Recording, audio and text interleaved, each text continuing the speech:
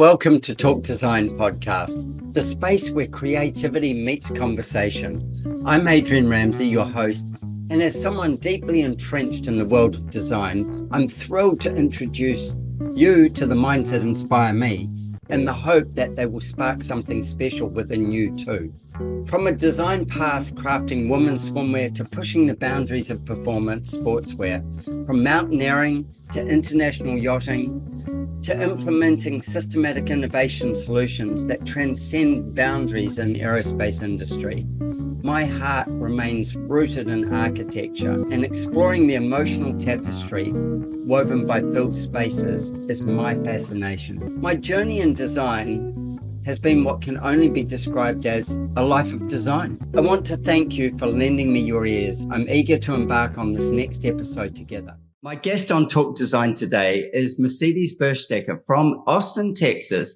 And what I love about what Mercedes does is she has a company called CIEL CONSTRUCT, and that is a rammed earth construction company. We've just been having a chat about some of the things that she's doing with it, what's happening with it, and why people should be living in rammed earth. I'm a big fan of rammed earth. I love to design with it, and I love what her passion for it is and how it brings health to people, really, and the planet at the same time. Mercedes, welcome to the show. Thank you so much, Adrian. Very excited to be here. Oh, I'm so glad you could make the time. It's like, I want, first of all, to dig into women in construction and you being a woman in construction, but then rewind me back to, at some point, how did you get into construction? You were a little girl somewhere, and this is where you're at now. So give us a sort of an overview of that journey. Yeah, absolutely. So, I mean, it's pretty simple. When I was 17, I just started to have this desire to build a house, and I couldn't shake it. I didn't know what it was. It was just in me.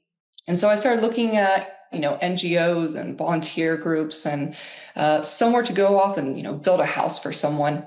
And they were all just so ridiculously expensive. They were like $3,000-$4,000 to go on a volunteer trip. Yeah. And coincidentally, I had a friend, invite me to a youth group, and I went to youth group. And the moment I walk into the door of this church, this girl just runs up to me and she was like, "Hi, my name's Maristelle." She goes, "Me and my youth group, we're going to go to Mexico this summer. We're going to go build a house." And these were the first words she said to me. So that sparked it. I wasn't religious or anything, but I signed up. I went down there and I helped them build this house. A year or two later, I joined the military and still doing construction for the military for 10 years. Yeah, wow. So when you wanted to do that house in Mexico, or when you went to do the house in Mexico, was it rammed earth or was it No, it was just sticks and drywall? Yeah. But it was a very enriching experience. It really was. These people were literally living, under a tarp, things barricaded up, pallets. And so they were so thankful for us to be there. And it was really wonderful. And I just knew I just wanted to keep building houses. That's so cool. That's so cool.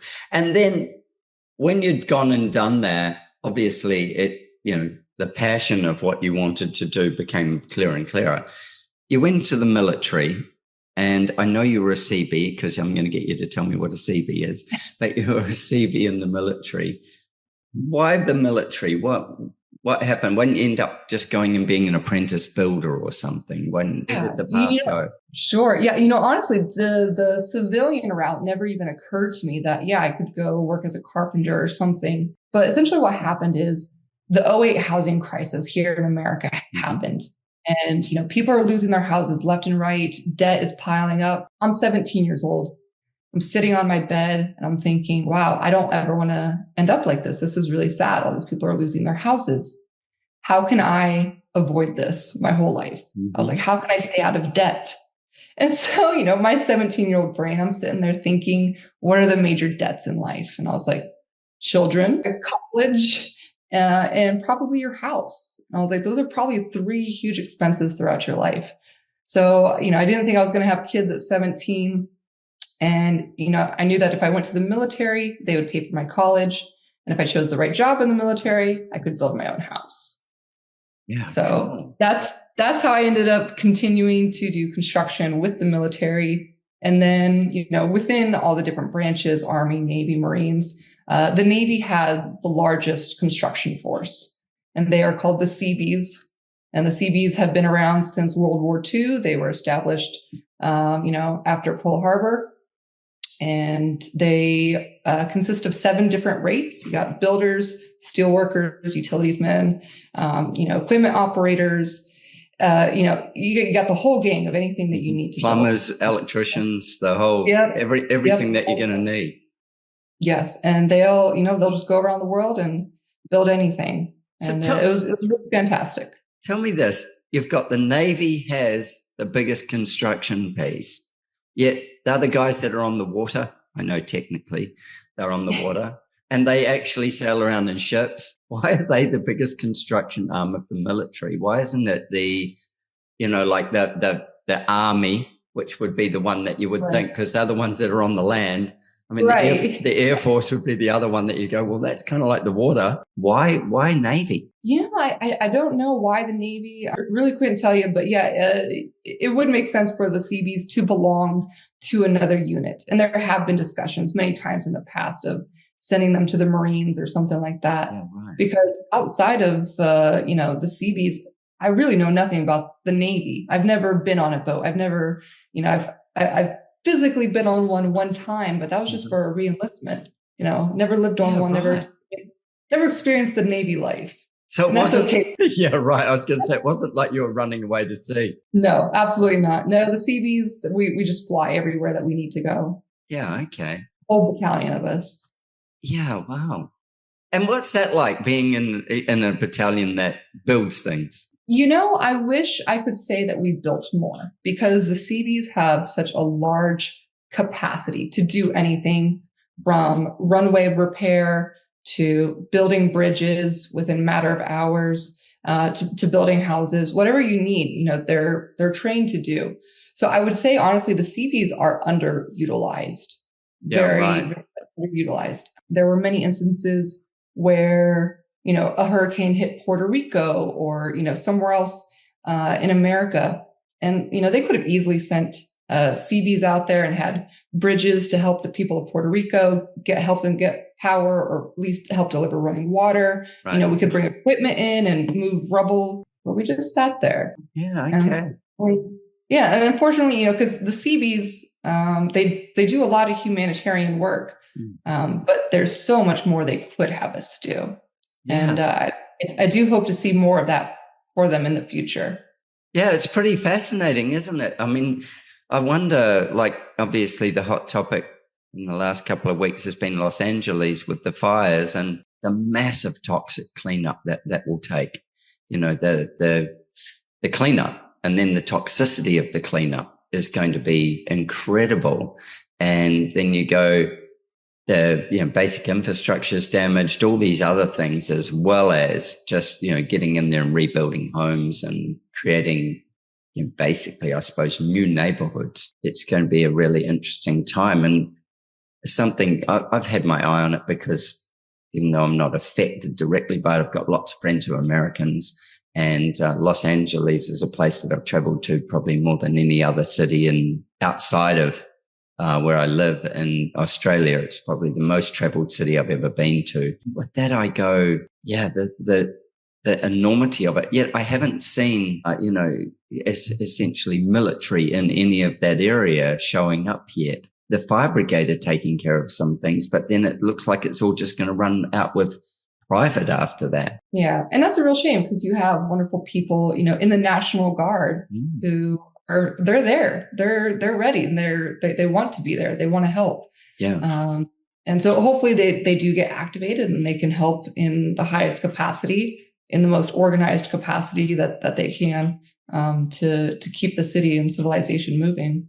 Yeah, absolutely. Yeah. Well, it's kind of interesting, isn't it? And especially I look at the fact that, say, anything that's been in a military zone is used to dealing with, fire stuff, all the elements of destruction that has happened in Los Angeles. They're used to dealing with that and more from, war zone stuff. And I go, yeah, there's a lot going on. It'd be interesting to, as it plays out. And the other thing will be, how many rammed earth houses get built in that environment when it goes back together, and what would the challenges? Yeah, what would be the challenges of it? In Los Angeles, one of the houses that Frank Lloyd Wright did there, he used a lot of organic matter from the site, which, whether right or wrong, it has led to the construction methods led to a fair bit of its deterioration over the years, although it's been fixed again. But it was that sort of like concrete block type technology where he took site matter as well and added that to it, which, as I say, in some cases meant it degraded quicker. In other cases, it meant that there was no transporting of it. So just that kind of thinking as well, like the rammed earth side of it. I know you get into all this side of things. So from the Seabees, with the Seabees, you've gone, okay, how do we do CIEL CONSTRUCT? And tell me about choosing Austin as a area, as a base, and then CIEL CONSTRUCT as well. Yeah.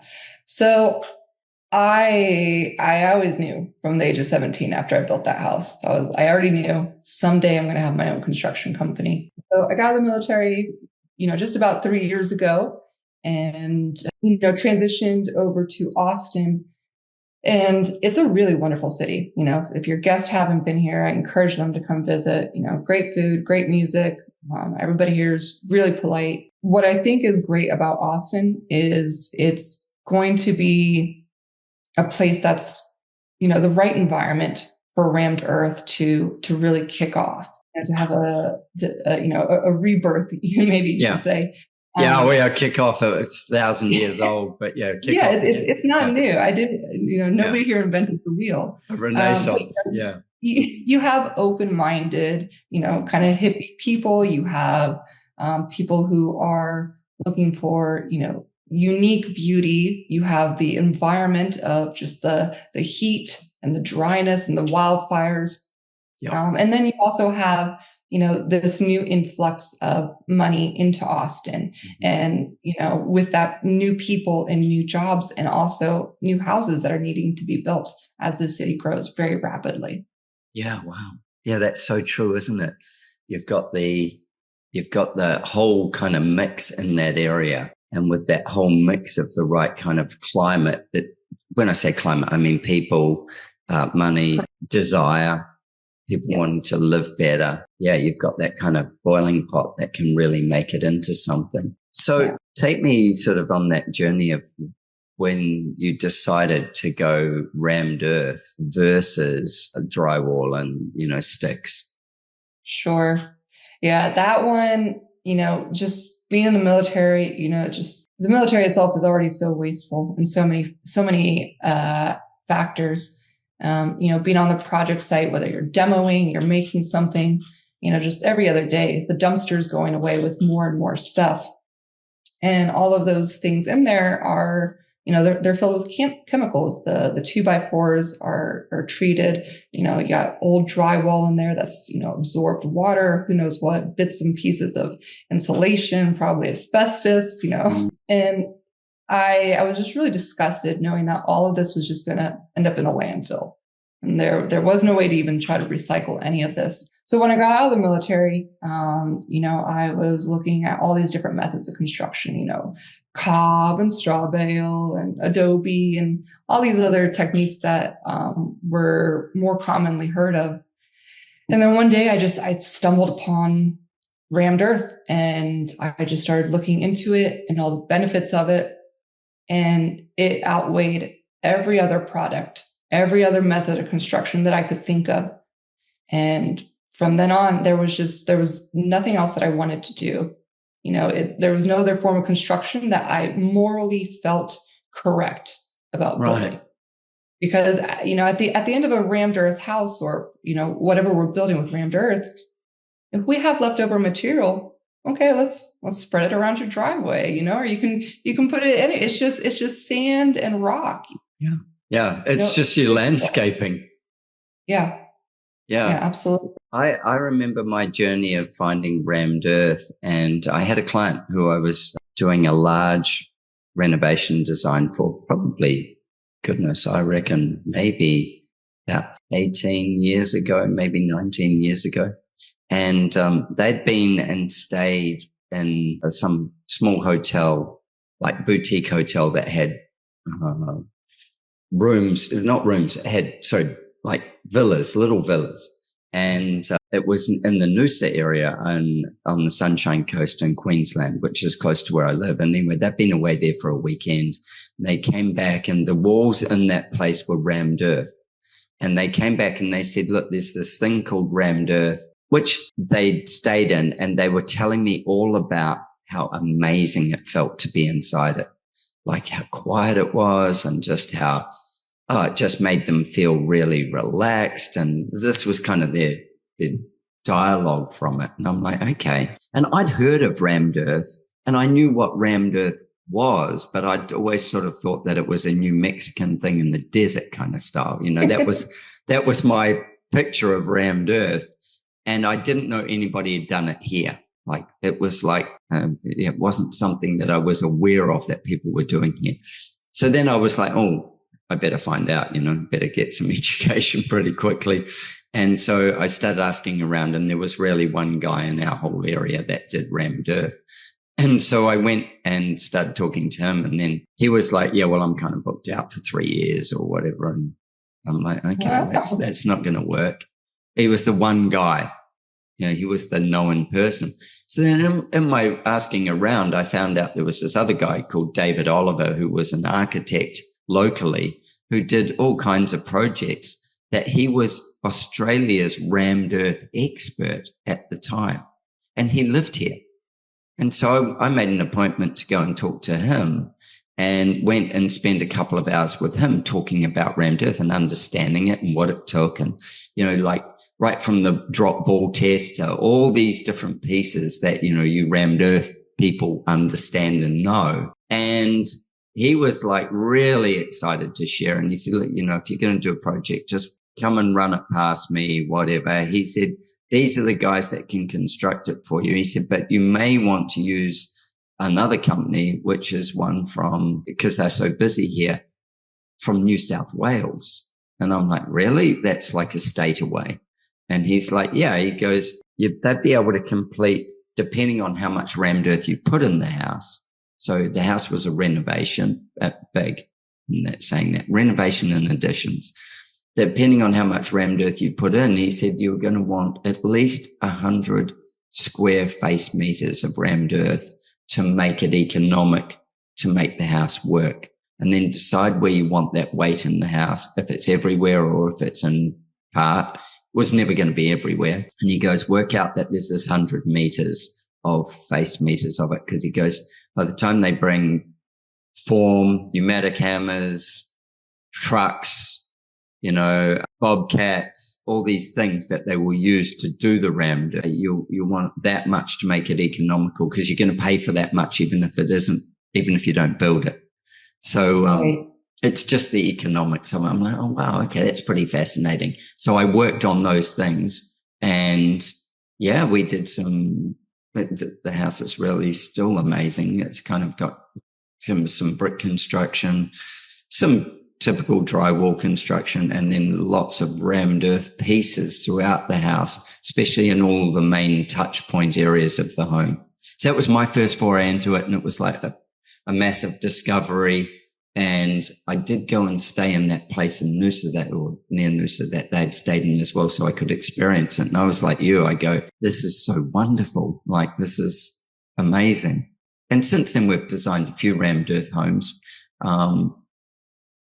Not as many as I'd like. So with it, how you said the military, with the amount of waste, I think, and when I go to building sites, waste is just incredible, the amount that comes, especially in a deconstruct as well, that comes and gets taken away. And it's become a cost issue in the sense of, hey, it's expensive to dump and deconstruct, but the deconstruction of a house, rather than just bashing it apart with a bulldozer or a digger or, these kinds of things, it's cheaper to do that and rebuild it than it is to take what you've got and recycle it And even to the point where this is here, if I go, oh, well, I want to take these beams, these floor joists or something from this and use them somewhere else, and they're 50 years old, somebody has to re-engineer them.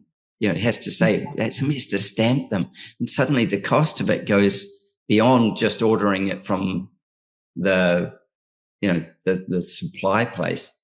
And I see this as being this massive issue in building. We create all this waste, even if it's a new home, there's still large amounts of waste. And then if it's a remodel, which the most sustainable house is the one that's already built, if it's a remodel, how do we do better with that and make it so that it is, I suppose, affordable, or it's the way people do it as opposed to not the way they do it? Got any ideas? Yeah, no, absolutely. And, you'd be lucky to have a recycling place near you that would accept those materials. And then, of course, there's the cost of it. And nowadays, poking fun a little at the younger generations, but the men and women are becoming a little bit less handy nowadays. And so, if you don't know how to fix the car, fix the house, you're going to be in real big trouble. So you better have a house that requires low maintenance.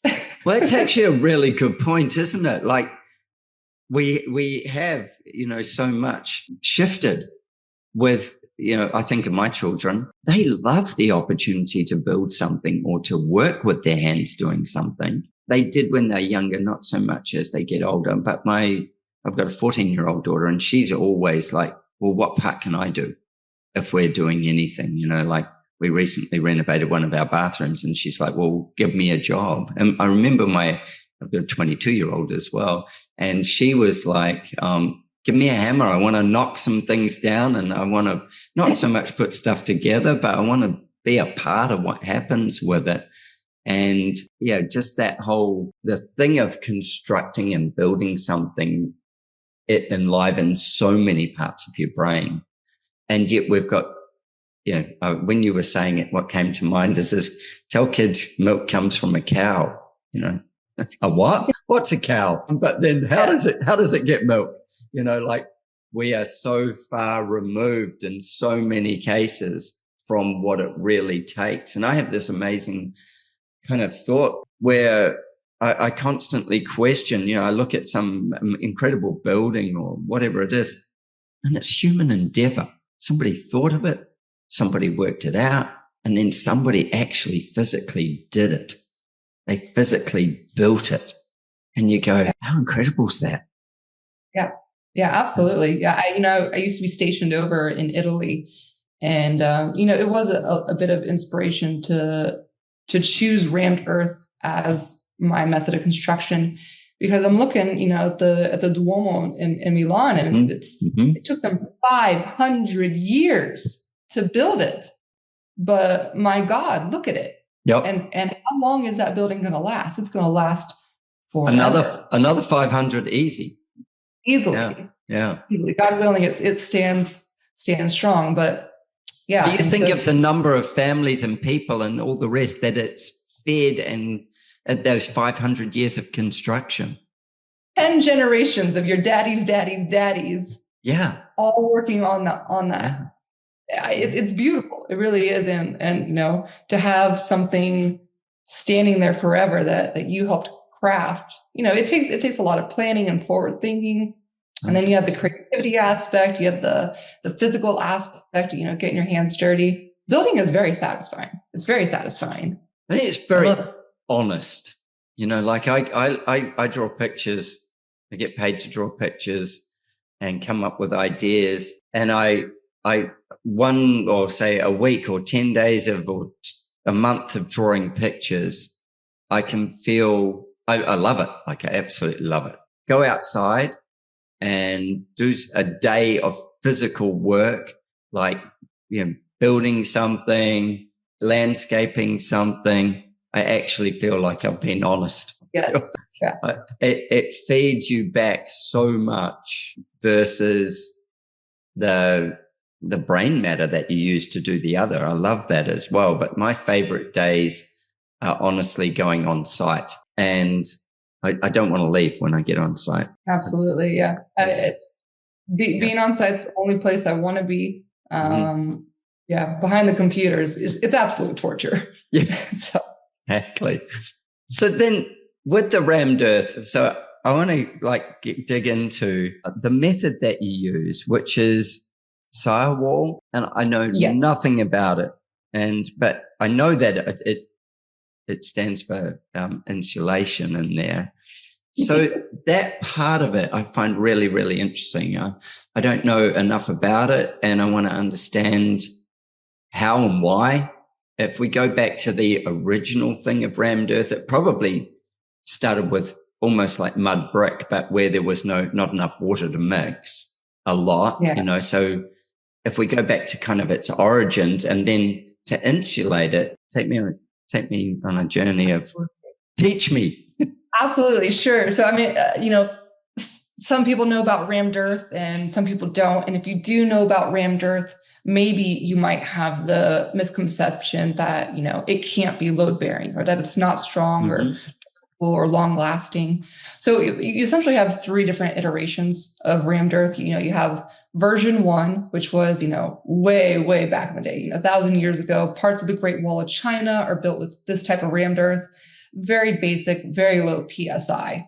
Right. And then you have the next iteration, which involves concrete and involves a little bit of cement and some tamping, and you get 500 to 1,200 psi. So go back to the 120. Sorry to interrupt, but go back to the 120. Is that us dropping dirt between shutters and stamping it with our feet, kind of thing?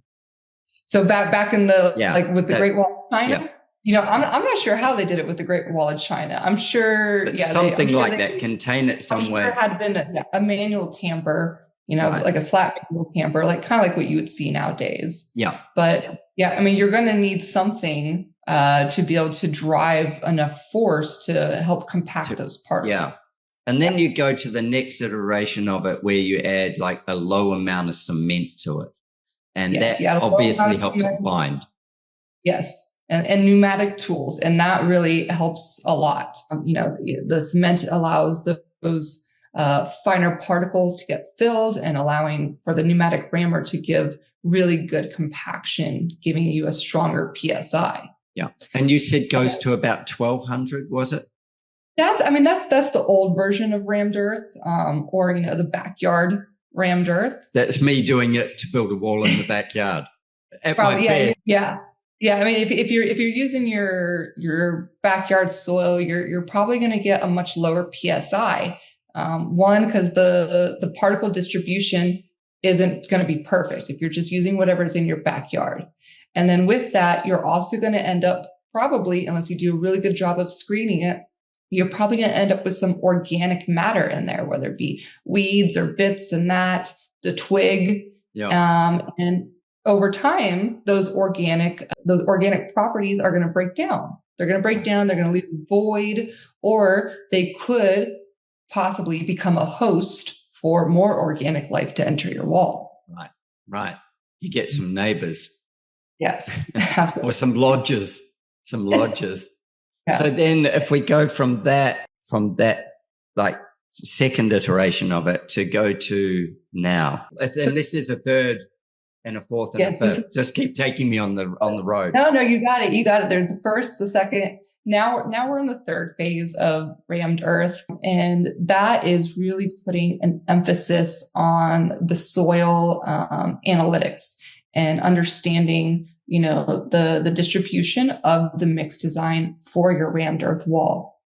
And so when SIREWALL and I go out and we go to quarries, we're taking anywhere from 20 to 50 samples within about a 50-mile radius of the build site. And so we gather all those samples, and then we take them back to the Airbnb or whatever workshop that we're using for where we're at, and we'll sieve them, just like in a set of sieves that I got here. I see. Yeah. So we'll sieve all those and we'll collect the data from each layer. We'll put it into SIREWALL's program, and then we will come back and, discuss the possibilities of what we see on the readouts and the graphs. and we'll pick, 2 to 3 different options. And then from there, that allows us to go make some test cylinders and find out which one really has the best strength. So you're doing that for strength. That's the main reason is for strength. Absolutely. And so that's what allows SIREWALL and CIEL CONSTRUCT to be able to get at least 3,000 PSI, which now makes your walls be able to be load bearing. Okay. So then with 3,000 PSI and you get your load bearing walls out of it, it's still a mass form. There's no reinforcing. You absolutely can. So that's going to be up to, your local jurisdiction, or, maybe what you as the client want in your house. So almost always rebar will be included. Most of these houses are going to be in an area where they're going to want rebar inside the walls. So what you end up having, go ahead, please. No, keep going. I shouldn't have interrupted. So you go ahead and you form up your forms, and inside you have your verticals, you have your horizontals, maybe you have some ties going around the corners of all this rebar, and also your insulation in the middle of it. And when we're placing the rammed earth, it's all monolithically happening at once. So instead of the traditional way that, most Westerners know of a house being built, which is foundation, stick framing, sheathing, so on and so on, your many layers of adhesives and tars and everything that you're doing with rammed earth, it is all happening at once. At one piece. So I need to go back into the conversation about the rebar piece, because in the rammed earth that I've done, it doesn't have any. And I know that the challenge has always been for me has been having an engineer that understands rammed earth. So getting these ducks in a row so that I've got the right team to put it together. And with that, the story that I was always told, the story I was always told was, should there be any dampness that gets into the rammed earth, which there will be because it's natural, it breathes, then my rebar will blow itself apart at some point and degrade the wall. Which, tell me about that. Tell me. So as far as I know, working with SIREWALL, that has not been an issue that they have ran into. SIREWALL does give the option to add an additive into the rammed earth mix, which allows it to have such great water repelling properties while still keeping the wall breathable. Right. That was the key point that I was going to ask about next. I'm writing it on my pad right now. Yes. You hear people sealing up their rammed earth walls, maybe to prevent dusting, maybe they didn't quite get a strong enough PSI. And so over time, their walls are starting to dust, maybe at the touch of it or just naturally it's dusting off. Yeah. From weak PSI. So some people will seal up their walls, but then you're taking away the breathability factor most of the time, depending on what product you used. Yeah, which is one of the most beneficial factors of living with rammed earth is the breathability. Can you talk to me about, I've got so many questions, I don't know where to start, but can you talk to me about this breathability factor and what it does for the health of the building and the health of the occupants? Absolutely. So, nowadays, as our modern construction is growing, there's lately been an emphasis on having such a tight building envelope, The building science part of it, like seal everything, the passive house thing, seal everything and control how everything happens. Yeah, with the rammed earth part, sorry. Yes. No. And so what's great about rammed earth is that your walls can breathe, although your surface is, very tightly locked in through the small pores, it's allowing itself to breathe. Mm-hmm. So with that, the rammed earth wall is going to have the capacity to absorb or release some humidity. So say you live in Houston, Texas, a very humid place, those walls, your interior walls, your exterior walls, they're going to have the capacity to absorb some of that. So Mercedes, we just dropped our call then, but we're back. And we were talking about, the humidity and how rammed earth, absorbs and then releases the moisture in the air. So it kind of breathes with you and what that's like and how it nurtures your health.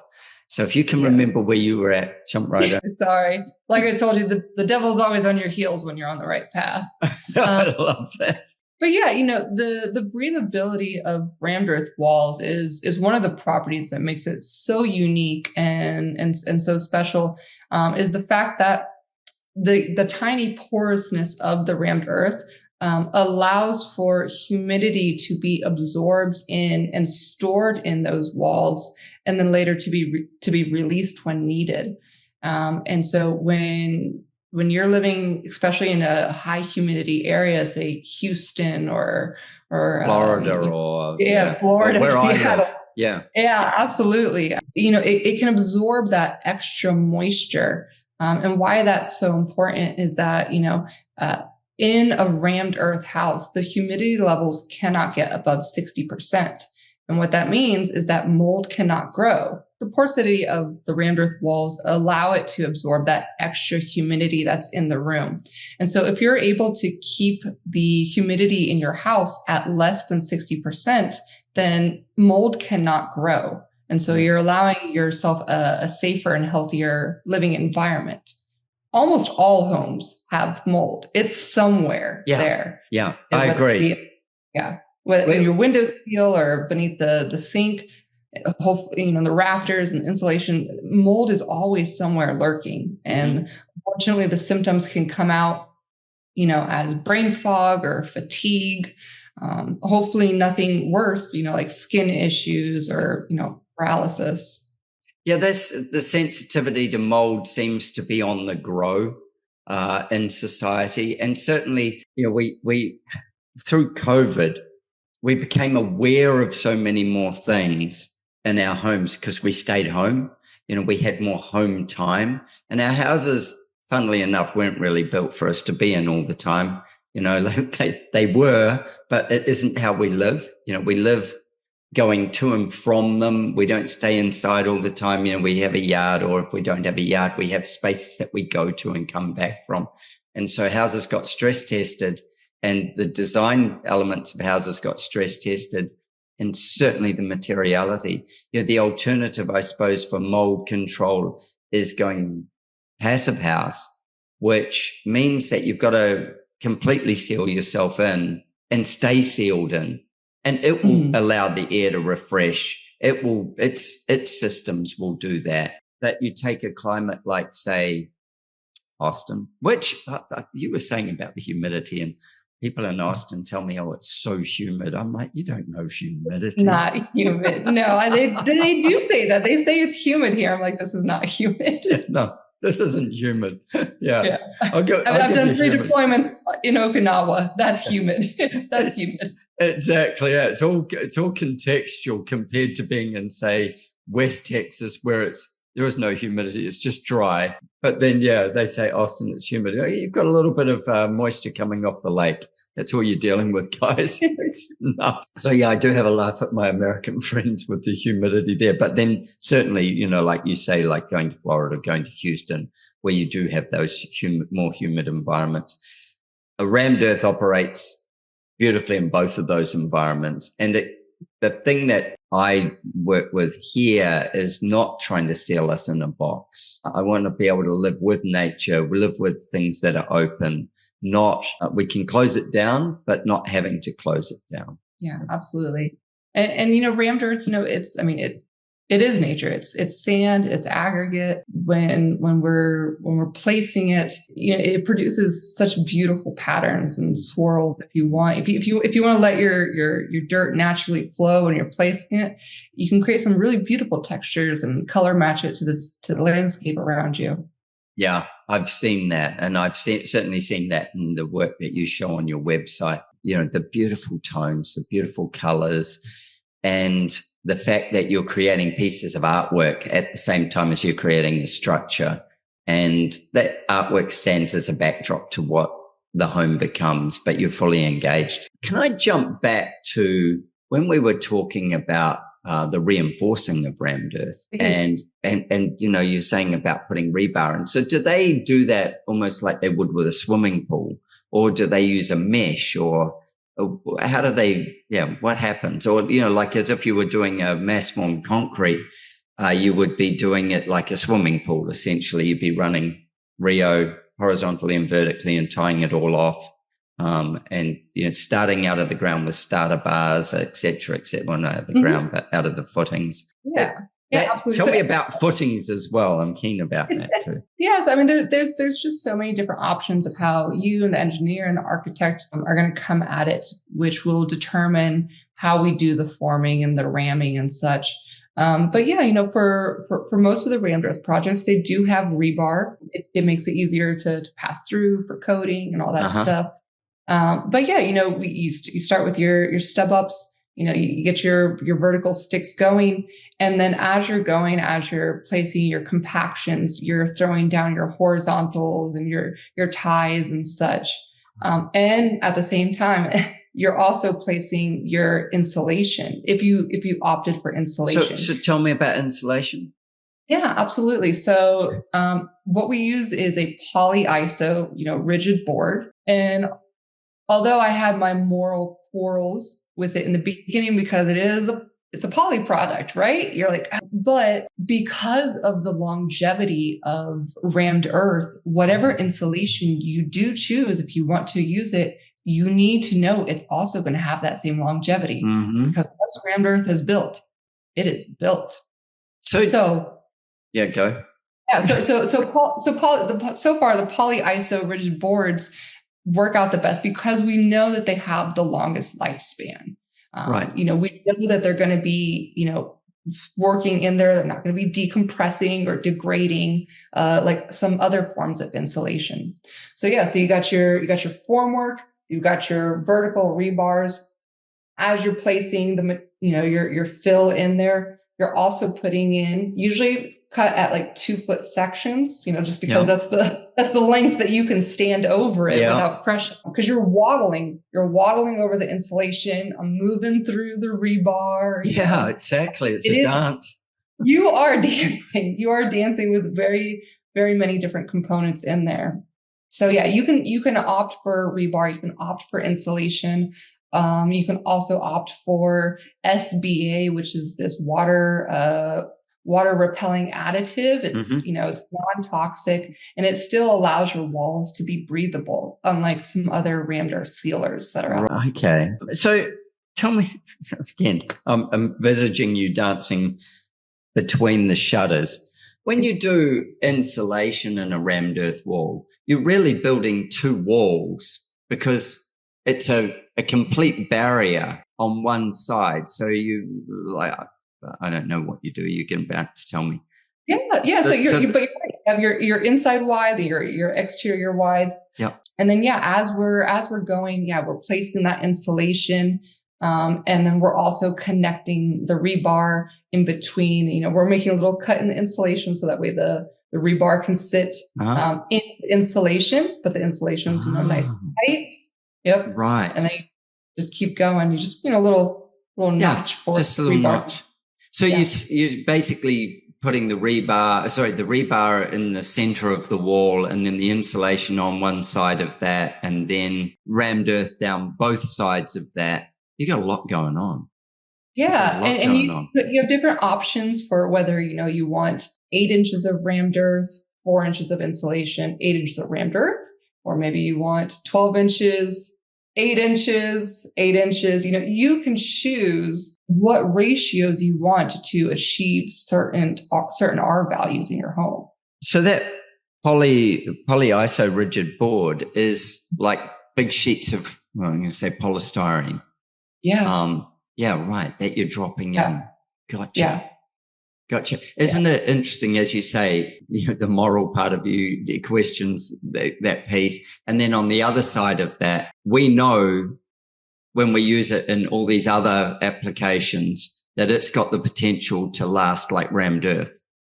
Yeah. And you go, oh, hell, that's like, we've got that. That is a a massive thing of recycle or whatever. That was going to be another question of mine was, I don't know how many people knock down rammed earth, but if you're knocking down rammed earth and you're knocking it down and it's got the poly in it, I suppose you get to a point where you can almost peel that part of the wall off, remove the poly, and then you'll have your rebar behind it. You know, you can probably deconstruct pretty easily. And you know, one way I was able to kind of accept the polyiso, you know, because it also has the same long lifespan that we're looking for when building rammed earth, is that, you know, you can order it way ahead of time and have it off gas. Or if you want to, you know, be even more greener, you can go to websites and find tons of used polyiso. Okay. Check to see where it's coming from. You know, maybe you want it, you have it come from the cleanest possible source, but you know, at least it's been out there now. It's been off gassing and stuff. So, you know, making it a little bit of a healthier product to put into your home. So if you were to put it fresh into your walls, do the walls encapsulate it, or will that off gassing slowly work through the walls? Because we've got this slightly porous nature. Right. It will off gas. Yeah. Right. Okay. And you've got a little bit of cement and rammed earth as well, which will off gas as well a little bit. Yeah. But certainly. We're always trying to keep it less than 10%. Yeah. Right. As little cement as we can to reach that PSI. Okay. I've got a project I'm doing where I'm actually lifting the house out of the landscape by about 1.5 feet. I'm going to try and convert this as I go. About 1.5 feet on a concrete footing. So it'll be a footing into the ground and then about 1.5 feet out of the ground. And then I'm going to ram earth on top of that. Okay. And so with it, one of my things has been, I want the beautiful color, texture, all those pieces of the rammed earth. And I want it to work really beautifully in the environment as well. And I had been going, okay, well, we probably won't have any Rio, but maybe we will. And I've been discussing with them about putting the polystyrene in between as my insulation. And they probably don't have enough expertise to have done. They've done it. They've done lots of it, but just getting their expertise lined up. So probably ask them to give you a call and consult. But it's my big thing is how healthy can we make the home, and then from how healthy we can make it. Obviously, like if it's in a seismic area and all these kinds of things, what else has to be taken into account? With us having, say, these rammed earth walls, what heights can we go to? How tall can you build? Yeah, well, I mean, that's one of the reasons why I wanted to partner with SIREWALL. And I know we didn't quite get to talk about that so much, but it's like there's CIEL CONSTRUCT, we're the builders. Yeah. And then SIREWALL does consulting and they are the product. Right. So it's with SIREWALL that, with their years of experience, that we're able to achieve those high PSI standards. And so to answer your question, SIREWALL holds almost all the world records in rammed earth as far as tallest rammed earth, longest rammed earth, highest R values. I believe the telecom building that they did in India is 281 feet tall. What? Out of rammed earth? And it's all rammed earth. I'm going to look that up. Anybody listening? Anybody listening, they can go and look it up as well. So you were going to say go where? Go to SIREWALL? Yeah, I was going to say go to SIREWALL USA. Yep. And look at the projects and you'll see all of their records. Yeah. Wow. Okay. Cool. That's so interesting because I've always thought, maybe it's a 2-story or possibly a 3-story kind of construction method. Part of that is people are working up at, like in any construction, they're working up at that height, but they're working with pneumatic hammers and dancing between the Rio and the insulation. So, it takes a lot more to probably work at that height. You're passing up bits of Rio bar, tying them off. Yeah.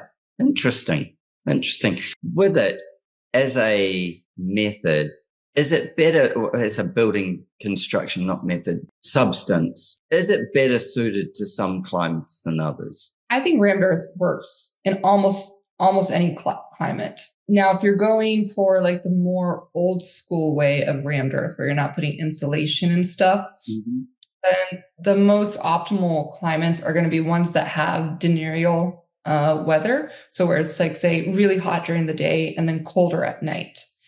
Because without that insulation there, now you just have one solid thermal mass. And you hear people talk a lot about that with straw bale and raw rammed earth and such, is this thermal mass.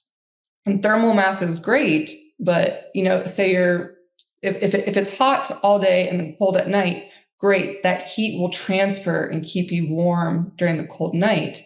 But if it's hot, now you're in an oven. Yeah. So that is where the insulation factor becomes important, is if you're not in one of those zones where the climate changes and swings like that. Yeah. Okay. And what about with the humidity factor, like we just said? So, let's pick on Florida. Or, well, actually, you could go to lots of parts of America and lots of parts of Australia and, different countries for this. But like you said, in Japan. So in the super high humid climate, how does rammed earth perform, and what's best for the construction of it? Yeah, it performs wonderfully. In fact, that's where SIREWALL got its origins, is out of Salt Spring Islands up in Canada. It's just wet all the time. It's cold and wet. And so Mira, the original owner of SIREWALL, he spent 30 years looking for something and developing rammed earth to make, a better building for Salt Island, because it was just so humid there and mold was growing rampantly in everyone's houses. Wow. I've got a beautiful book on an architect that practiced in Salt Spring Island and was prolific. And Heather McKinney from McKinney York gave me this book from Austin. And she wrote the foreword in this book. And I'm now going to go, I need to go and sitting upstairs. I wish I had it right here now. I don't know whether he used any rammed earth in it, which is interesting just with what you're saying. But that was kind of the origins for SIREWALL. Was from the owner living in a very humid place. Yeah, right. And cold and humid. Cold and humid, yeah. Yeah, wow. Okay. I'll share the name of that book as well. I don't even know that you can get it. Like Heather gave it to me as a gift after she'd been on the podcast. And it was one of those really amazing things. I caught up with her in Arkansas. Even though she's from Austin, I caught up with her in Arkansas and she said, I bought you a copy of the book about this prolific architect there, which is that Pacific Northwest architecture is so beautiful as well, and I certainly know, people like Olsen Kundig and people like that with the big names there. They work with rammed earth in their projects. And my friend Ray Cablo from Bowen Sywinski Jackson, I'll get it out. He's again like a fan of that stuff.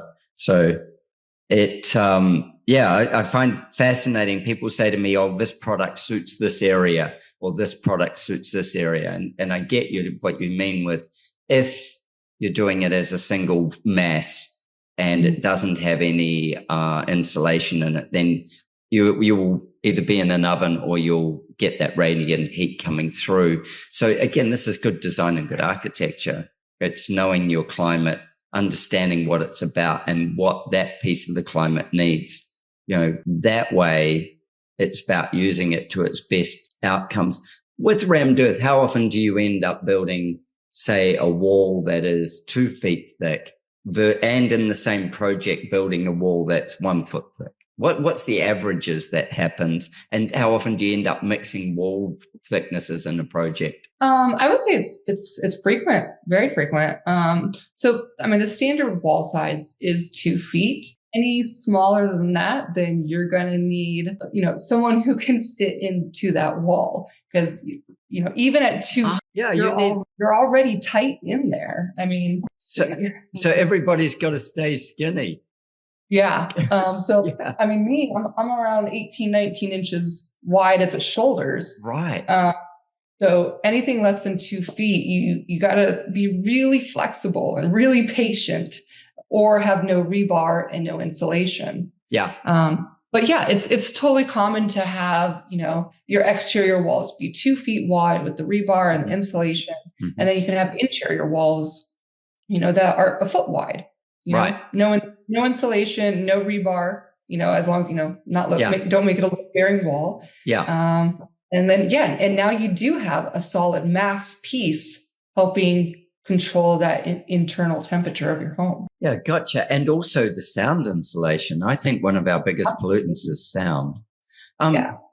Typically, when you do a rammed earth home, what do you do for the floor? And does anybody ram a floor? I've never tried ramming a floor. We see a wide variety of flooring choices, whether it be they just keep it as, polished concrete. We've seen people do earthen floors, bring in, traditional hardwood. It's really up to you. But I mean, I like earthen floors personally. Yeah, right. So you'd go earthen would be your choice. If you were going to do a timber floor, you'd still just construct your footings. Well, in rammed earth, next question, go backwards, Adrian. Footings. Is it usually sitting on a concrete footing, or is it sitting just rammed earth on the ground? No, it's definitely on a footing of a stem wall. Yeah, right. All the way. Right. Yeah. So that way you can anchor in your rebar and such. And even if you didn't have rebar, would you still sit on a? I would, yeah, absolutely. Yeah. Because you still got your formwork. And depending what type of formwork you use, most of the time it's probably going to be bolted and connected temporarily to that stem wall. Gotcha. That's going to be your first point to set up. Gotcha. Yeah. You get really tight on the bottom, so that way all that pressure doesn't blow out. Yeah, because that was one of the things that amazed me with rammed earth was you could keep lifting your formwork up. You didn't have to carry it all the way. And I know the pressure is very localized. So once you get past it a couple lifts, unlike concrete, you're safe. With concrete, you still have all that hydrostatic pressure building up at the bottom. You could have a blowout. Yes. With rammed, once you're a level or two above wherever you're ramming, the localized pressure is gone. Okay. Gotcha. So it's much easier to form up with too. You don't need as much bracing and such. Yeah, I've seen, absolutely experienced on the jobs I've done and watched them do it and gone, okay, so it's possible to do that. There's so many things that you can do.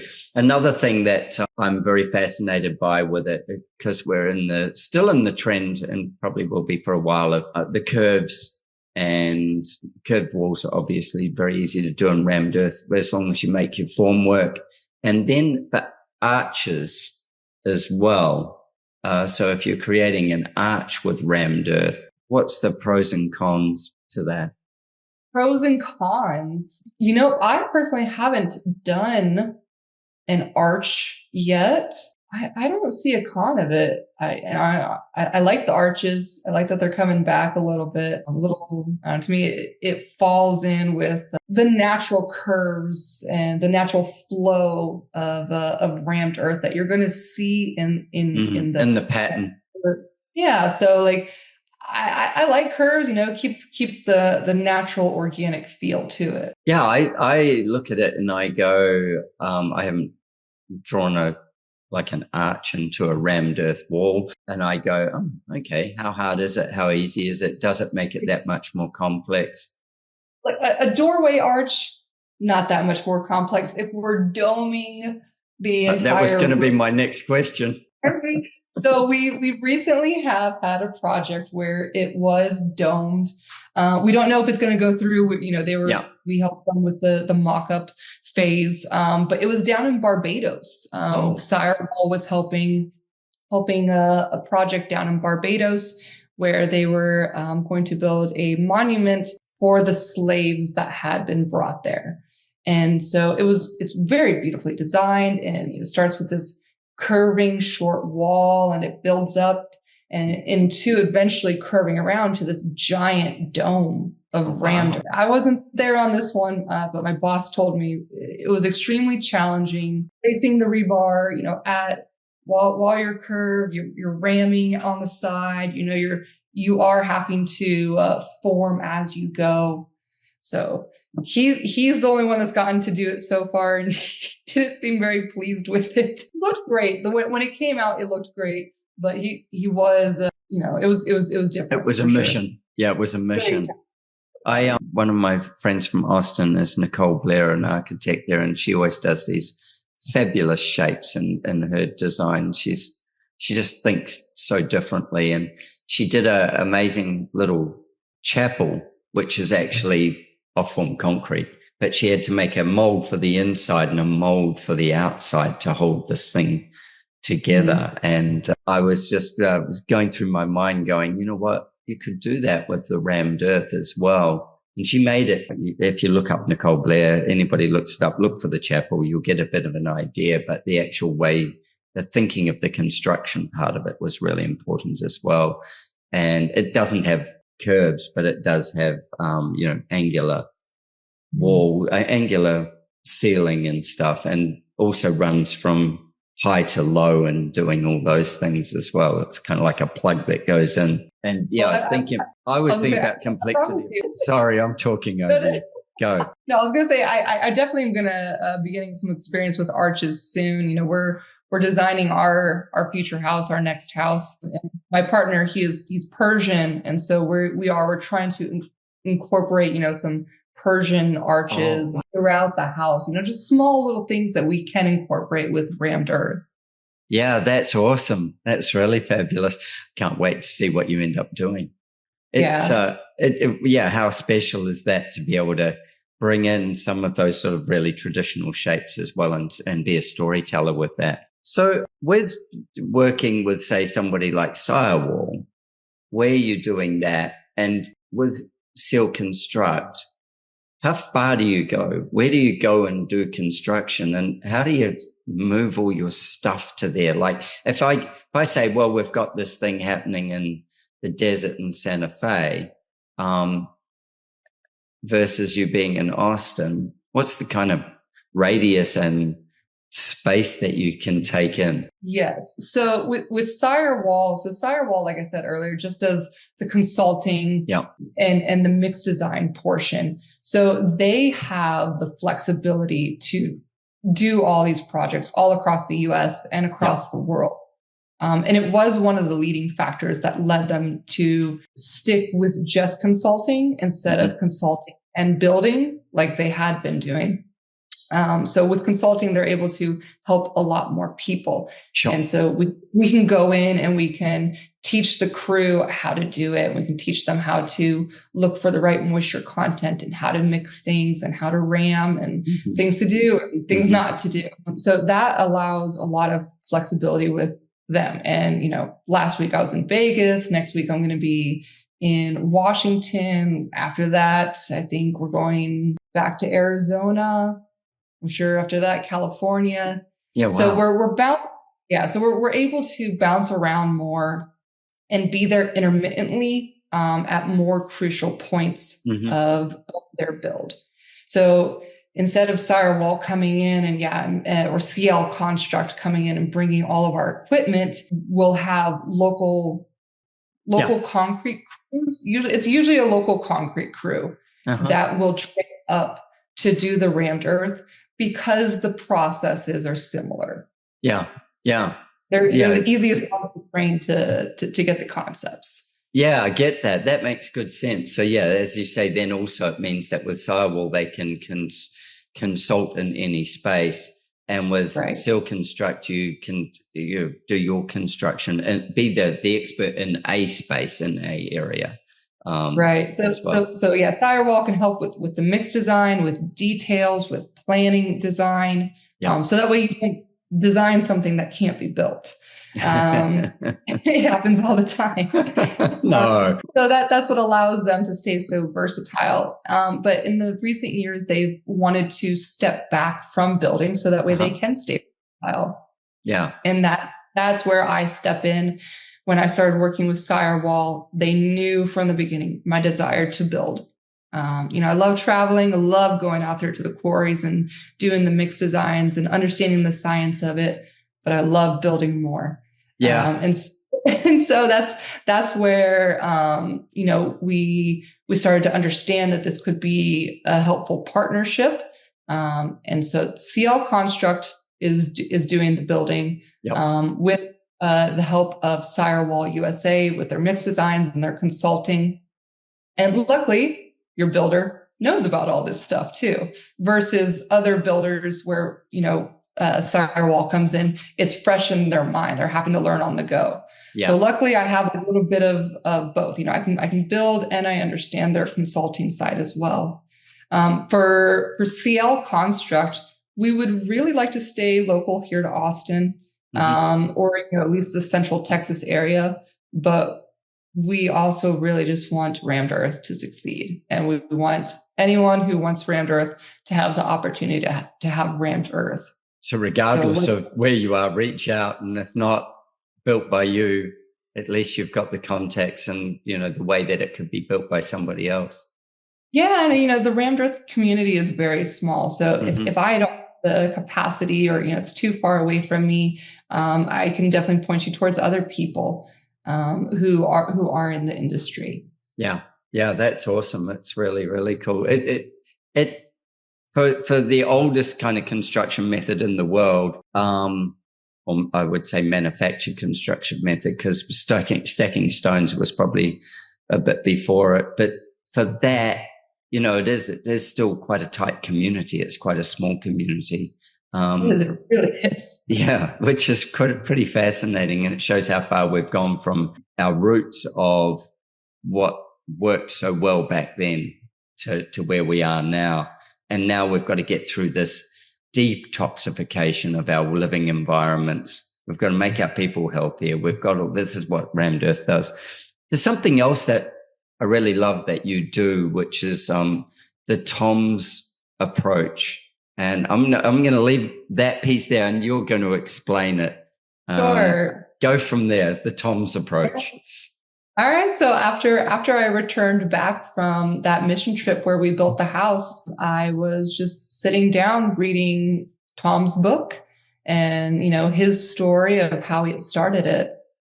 And I was just like, I don't see why this can't be transferred into construction.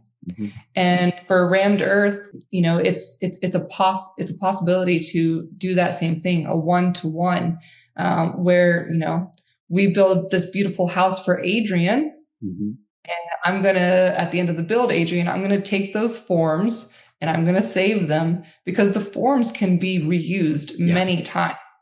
And so if we're, building for, down and out veteran or someone who has SIRS mold issues, or, you have devastation like the fires in Hawaii and in California, then, you can take those old forms and you can reuse them over and over again.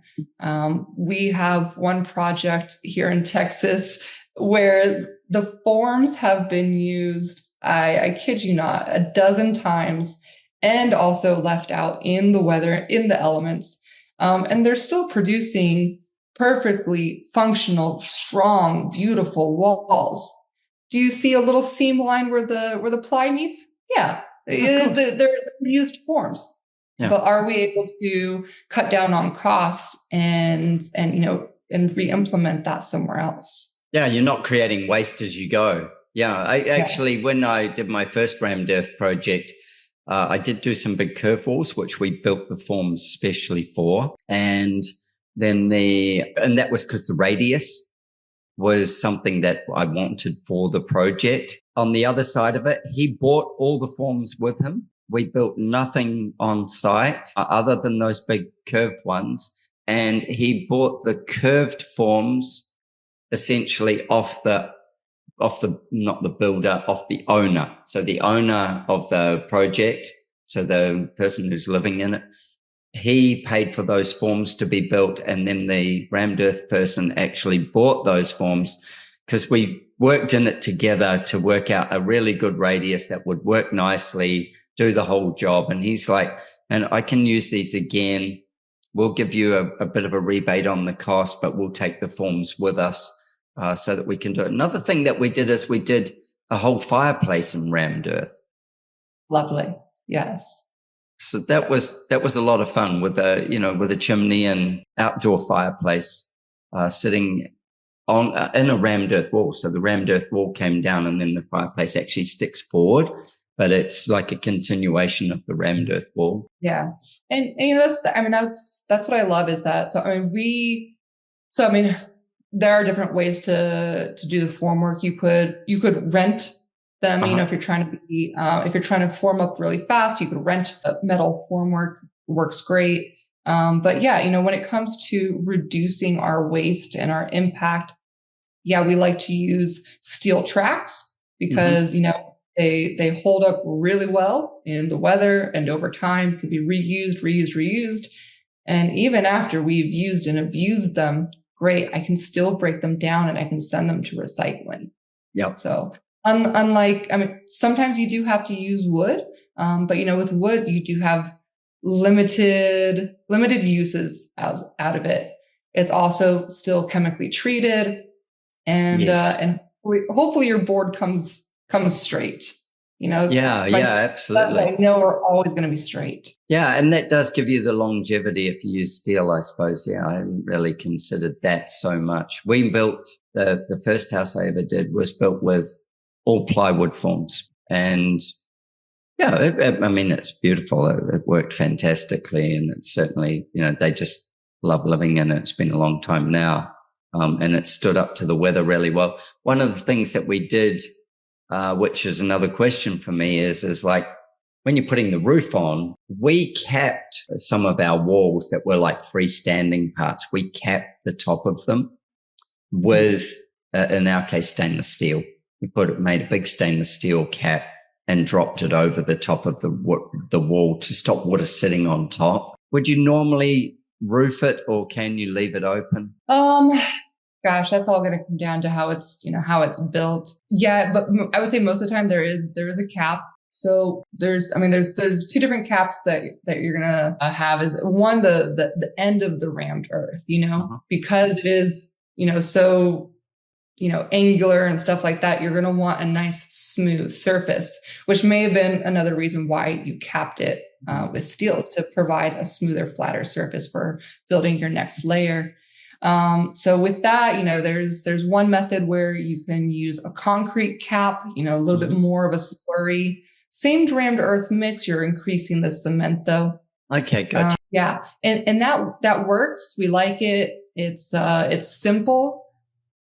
Sometimes though, for the design purpose, it's not desired because that increase in cement will slightly change that last layer. Some people care, some people don't. Gotcha. Another way that you could finish off the rammed earth, it's more labor intensive, but you're ramming up all the way to the very top, and you're creating a 1-inch kind of lip. And then in the rest of the rammed earth, you have a valley kind of for your cement. So that way it's not visible, but it's still there. So Gotcha. that you get the rammed earth to go nice and flush all the way to the top, but you still have your concrete cap in there. Yeah. And then if you want, you can cap it over with steel or some other kind of membrane before you continue on to your roofing. Yeah, right. And otherwise, if you've got roofing that just runs over the top of it and it's a support wall, you can just use your normal construction. You don't have to cap it off. No, you don't have to. Yeah. Okay. Yeah, mine was in this particular piece was freestanding, so it didn't have a roof over it. And I was like, I don't know what we should do. And I was talking to the rammed earth guy, and he goes, you know what? I would probably cap it. And so we went, okay, we'll put a beautiful stainless steel cap on it, and it just it looks great on the building, but it was for function. That was the main reason for putting it there, was just to stop water coming in from the top and sitting it within the rammed earth. Tell me, your roof was higher to allow for more airflow and stuff. Yeah. Gotcha. Yeah. I'll find some photos and share them with you of what we did on that one. One of the things that I'm so fascinated with is the ball drop, making the rammed earth ball and you drop it and it splatters. I don't know whether most people listening know about how this is a method of knowing that your mix is right. Mm-hmm. Yeah, absolutely. Tell us about that. Yeah, a lot of the times we'll be consulting on a project, and the crew leader or the concrete guy, they're always asking, how many buckets of water do I add? Absolutely. It depends. It depends. It could literally be one day, because it rained the night before, you don't need to add any water to your mix at all, because your sand and your aggregate already have so much water absorbed in them that, maybe you need to just add one little splash of water and then it's fully saturated. But other times, maybe you're mixing in the dead of summer and you've got material going up a belt. It's going to dry out really fast. You need to really hydrate that material. And if you can, before you mix it, have your sand and your aggregate hydrated and tarped. So that way they're not sucking up all that moisture from your mix as they're going up the belt. So yeah, it's all environment. It's all feel. It's, you got to grab that material. You got to see if it's holding up. When you squeeze that material in your hand and you're pumping your fist, like you're about to take your blood or something, you know, you want to have a nice sturdy little ball in your hand, to be able to toss it up one or two times, have it keep its shape. But when you still drop it, for it to splatter everywhere. You don't want it so wet that when you drop it, it stays in the ball in a soggy mess. That's way too wet. That's not going to compact. Right. So every time the water varies. Yeah. Okay. And this ball drop test is this feel. This is sort of like the tactile part of understanding when it feels right and that it will work a certain way. And, all that part of it. I know watching the guys on site doing exactly what you say, I'd love to be able to, people to get that sense that this is actually, it's got an artisan value to it, not just in its look, but also in understanding it. And I was fascinated by the fact that SIREWALL, like going and looking all those different quarries and getting that mix so that you get what you need from the mix, but then keeping it local as well, so that you've kind of bringing it all together.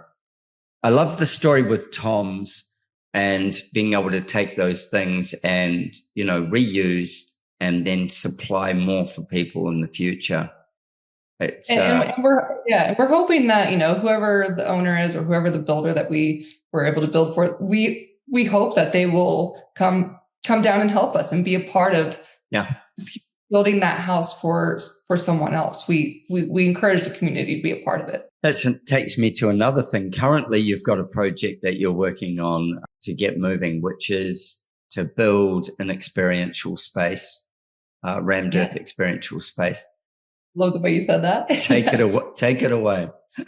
Yeah. So, one of the problems with rammed earth is that, there's not a lot of it around. And so when you're talking to people about it as a builder or an architect who's trying to propose an idea, it's uncommon for someone to understand the material. And so what CIEL Construct would like to do is we would like to be able to build a model home per se, model home / Airbnb / an experience center where people can come and they can learn about rammed earth and they can understand rammed earth. And if they're interested in building with rammed earth, they can rent the place for a weekend and really feel the warmth and hear how acoustically different it is. And just be encompassed by something that, you're just naturally grounded with all the time. Yeah, absolutely. Yeah, it's grounding. That is what it does. It's the other things, like you said before about, the EMFs and the VOCs and all those kinds of things that you aren't going to experience in a well-constructed rammed earth, and how much that calms your sympathetic nervous system, puts you at ease, and those elements as well, I think, are really important parts to take into the story. So to having this experience place, I think it's a absolutely wonderful idea. And I would encourage, people who want to be involved to reach out to you and go, okay, how do we get involved to making this happen? Because the benefits that rammed earth will bring to people's health and their mental health is like crazy good. Yeah. And yet it's a construction type method. It's a construction thing. And I certainly know that the people who are biohacking their lives for, a better health span, they should be deeply considering what rammed earth can bring to them. Absolutely. You hear so often, biohackers, and including myself. I don't call myself a biohacker, but buying Wi-Fi router shutoff switches, or they're creating Faraday cages around their bed, or grounding their sheets. This solves a lot of those issues. The rammed earth walls are naturally bouncing off a lot of that activity. Yeah, 100%. And yeah, that makes for healthier people, and healthier humans makes for a healthier planet. Just building fireproof, bulletproof, pest-proof, homes. We're happy that they don't grow mold and that they can block these EMFs. We hope that more people start adopting the idea. Maybe it's not your whole house. That's okay. But, start with an accent wall, let's start getting it in there somewhere. Yeah. I like that idea as well of, putting enough of it in a house to make it work well. And then, it doesn't have to be like a cave construction. It can be a multi-purpose construction, and use some rammed earth, where you can, and, have lighter weight structure in there as well. It doesn't have to be all one thing, as much as it can be all one thing and be equally as beautiful. It's a bit like going to a log cabin, where it is all one thing, and that lodge kind of feel that it gives is really special. But and you can play around with the texture. You can change up the color. Yeah. There's so many different methods to make it more what you want. You want more modern looking, we can make it more modern looking. You want more rough and rugged, we can do that too. Yeah, I know that often they wire brush it at the end, or they will like lightly sandblast it sometimes. They do all sorts of finishes just depending on what you're wanting from it. I know in one of my projects, I decided I wanted them to leave the form lines everywhere so that you could actually see the big sort of staggered form lines as part of the design. It gave it like big building blocks, and it sort of spoke to the story that I wanted to tell in the house with it. And we had some exposed steel in there as well that was doing some structural work, because we were using mass, not reinforced rammed earth. And so we had steel portals as well that were fully exposed. They've still got the markings on them from which company they came from, et cetera, et cetera. And we lanolined all those in. So we've treated them with lanolin so that they would be rust proof as such. But just things like that, like it without making it, it's a very modern, that house is a very modern house, but it has these organic elements to it that make it feel very, you said the word before, warm or cozy, and it's a feeling, not necessarily a temperature. It's a feeling that it gives it. Yeah. And I had never experienced that kind of feeling before. The first time I ever experienced that feeling was actually with a straw bale house. Yeah. And I walked in, and it wasn't like a standing next to a heater and it's surfacely warm. It just encapsulated you, and it felt like a hug, and it was just radiating just warmth, and it was so cozy. And it was unlike anything I'd ever experienced. I'm with you. I say to clients, and, when I speak and stuff, in this world at the moment, most people are holding their breath. It's where you can breathe out. And it's where the house hugs you, and it's not oppressive. It's not holding on to you. It's just holding you. It's like, people say, well, I'm energetically holding space for something. It's when the home energetically holds the space for you and becomes the space you're held in. And then it gives you your sanctuary, and then it starts to nurture you beyond what you would have imagined before. And I have this thing, I run tours, architectural tours as well. And with that, as much as we can look at beautiful pictures and we can do all those things, and there is nothing like feeling a house, experiencing that feeling. That's why I'm so excited about you getting that's why I called it an experiential center. I love it. Where people can actually go and get that hug, and they can see what that hug does, and they can feel themselves unwind almost instantly with that hug that the home's going to give them. And then it's the hidden values. Yeah. And that's just, that's just the value for normal people. And there's so much more value for the people who are suffering from, SIRS, these mold related illnesses, people who are highly susceptible to all these cell towers and EMFs. So for them to have a place where they can come and try rammed earth for a weekend or a week and see if it helps alleviate their symptoms. Is this method of construction right for you? Is this going to, improve your life dramatically? Because sometimes with some of these people who are dealing with mold issues, they're literally sleeping outside in a tent, and then they only come into their house to cook or to shower, and then they get out immediately just because the air is that toxic to them. So for them to come and find a solution that works for them, that's what we would love. I love that. I absolutely love that. I've got a last question for you, which is, in your own home, where's your favorite space? So I have a program that I run for my clients called the Emotional Floor Plan. And it's about the hug. And so, and I might actually extend it beyond your own home for that reason, for you, because you just described a place that was life-changing in your journey of understanding, how a house can feel or a space can feel. The idea with the emotional floor plan is understanding the emotions that a space brings for you.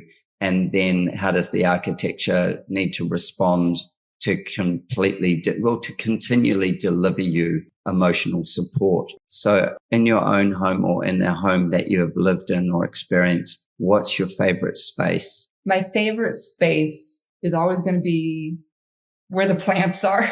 Right. Here in our house, in this current house, we have what we call the Persian room. And it has, his Persian rugs, and it has chairs that I collected from Italy when I was living there, Persian artwork. And then it's just a bunch of plants everywhere. So it's really biophilic. Yeah, we have Persian pillows on the floor. His drums are in there. The guitar is in there. And there's a dog bed and 2 chairs. So you can go in there, you can read, you can play on your computer, you could meditate.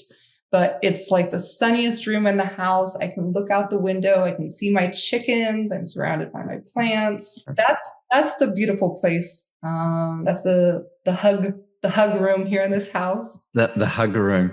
So when you're in the hug room, if you had to have one emotional word that you would sum it up with, what would that be? Peace. And when you have that sense of inner peace, who does that allow you to be? It really allows me to continue to, and these are words I never thought I would use, but to seek more of my femininity. For so long in the military, I was BU2 Burstecker.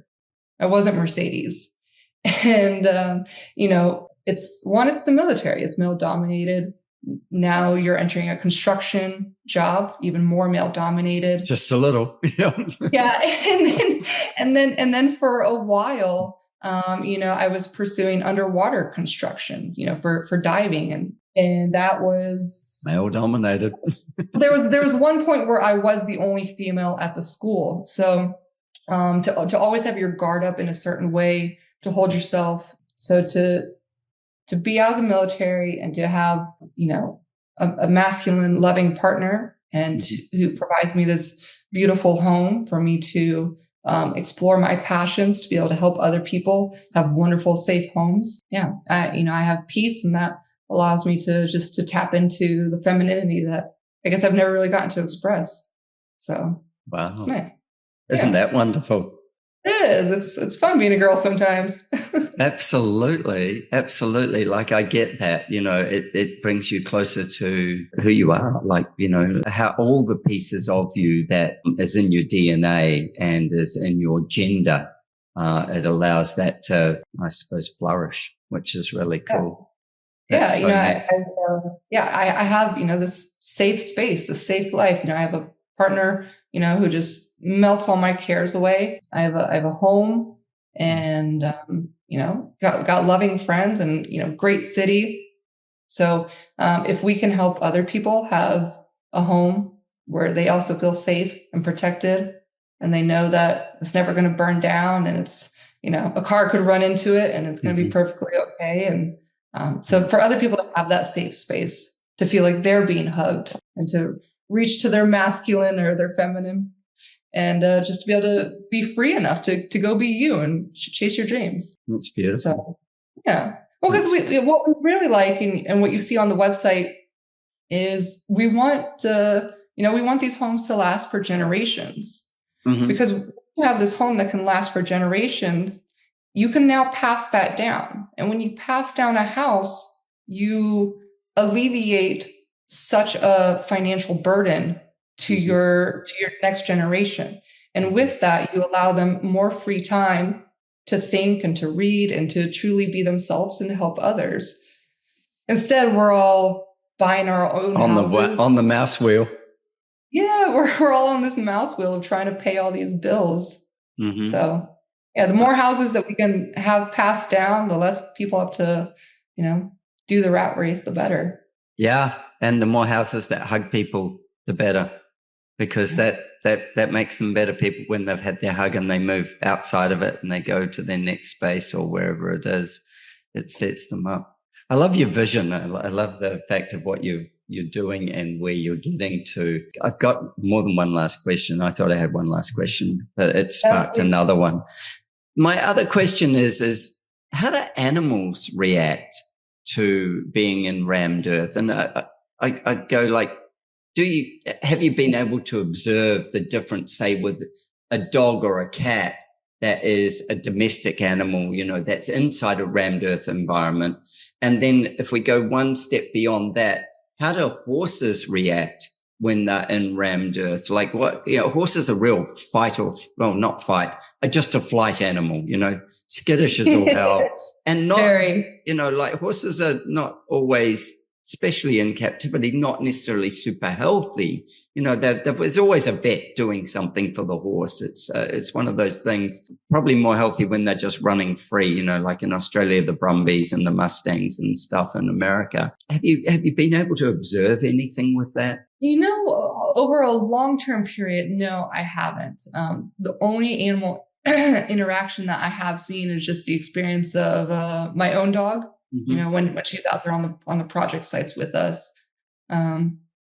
But she's kind of indifferent to everything. So maybe she's not the best judge. She's a little sassy. Human or dog, she's just like, yeah. Carries on. I'll let you know. Yeah. My people will talk to your people, maybe. Yeah, but I can't see there being a negative side effect. I'm wondering if there's that's a great question. Yeah, I'm wondering if there's a really positive side effect. Today, we have a podcast dropping from Andrea Knowles, who creates equine residences. And so she's like this amazing woman who specializes in the most incredible stables and, the health of a stable. And if we'd done this the other way around, I'd be asking her, has she done one in rammed earth? And what has she noticed with horses when put into that environment? Does it give them a different sense of calmness? Does it shift that state?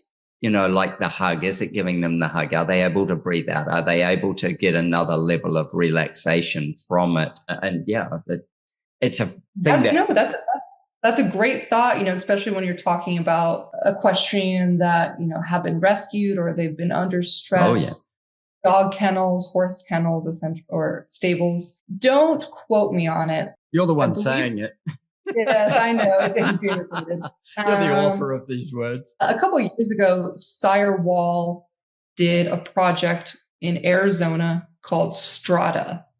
And Strata is, I believe, 75,000 square feet. And a part of that, I believe, was horse stables. Strata does have a coffee book that is available for purchase. So I do believe that SIREWALL did do some horse stables also out of rammed earth on that Strata project. I would be fascinated to know. Yeah, I'll have a look at that. And Strata house is absolutely gorgeous. Can you imagine 75,000 square feet? Yeah, wow. Yeah, I can. Man, it would cost some money. But in any construction method, it would cost some money. It's a big space. How fascinating. Well, Mercedes, I love that you've got your feminine on, and I love that your name, Mercedes, I can't imagine not wanting to use it constantly. It was a name that I had for our daughters. We ended up with different names for our daughters, but it was one of the names that was in my list that I would have. I love the name. I love the way it rolls off the tongue. And Thank you. Yeah, it's a really cool thing. It's like it's a good name. People don't typically forget it, so I appreciate that. Yeah, it wasn't actually supposed to be my birth name. I think I was supposed to be named Savannah or Stavanna, but poor mom, she was so doped up on the birthing medication, the epidural or whatever that they brought the thing around, and she wrote down Mercedes. And then that was it.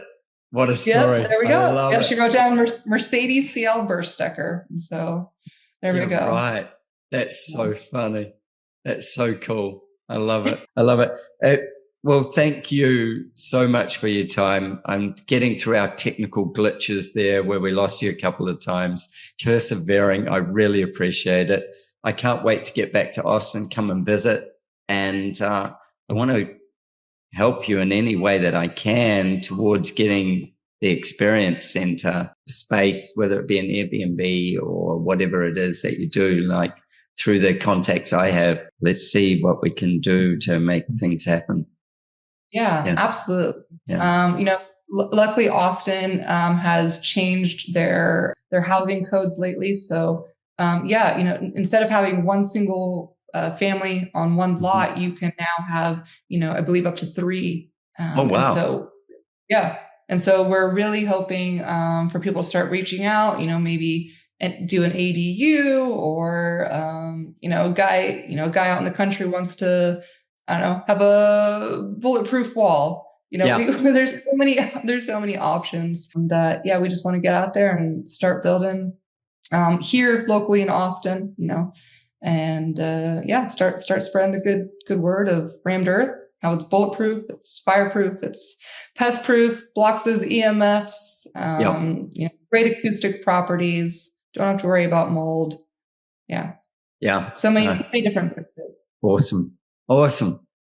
Thank you so much. I'll let you go and have the rest of your day. It's been wonderful. I feel filled up and I feel like I've been really well educated, which is great. And I hope that everybody can go and find you. We'll post all the things on where you are and your, website, etc., how to get hold of you, your socials, because that's so worth following as well, and getting an insight into the beauty of rammed earth and how it can make your life make your life better by having a better place to live in.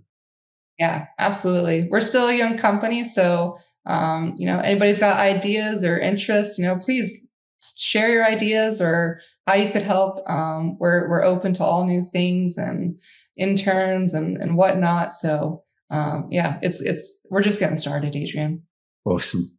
Fabulous to spend the time with you. Thank you so much. I appreciate your time. Cheers. Thank you for tuning into our conversation. I hope it left you both informed and inspired. Don't forget to subscribe wherever you listen. And please don't hesitate to share your design thoughts with me. It's always a joy to hear from you. If you're like me and crave a deeper dive into design thinking, coupled with a love for travel and adventure, consider one of my architectural adventures. Join me and some of my wonderful design friends and embark on a journey of a lifetime. Apply for an unforgettable design experience at adrianramsey.com. With our clients spanning the globe, I firmly believe behind every great project are great people. If you're a great person and seeking to turn your dream into a reality, I'd be honored to design your home with you. Why not join the ranks of our exceptional clients and let's make your heart sing? Reach out to me at studio@ardesignhouse.com. That's studio@ardesignhouse.com, and let's get a conversation going and make your heart sing.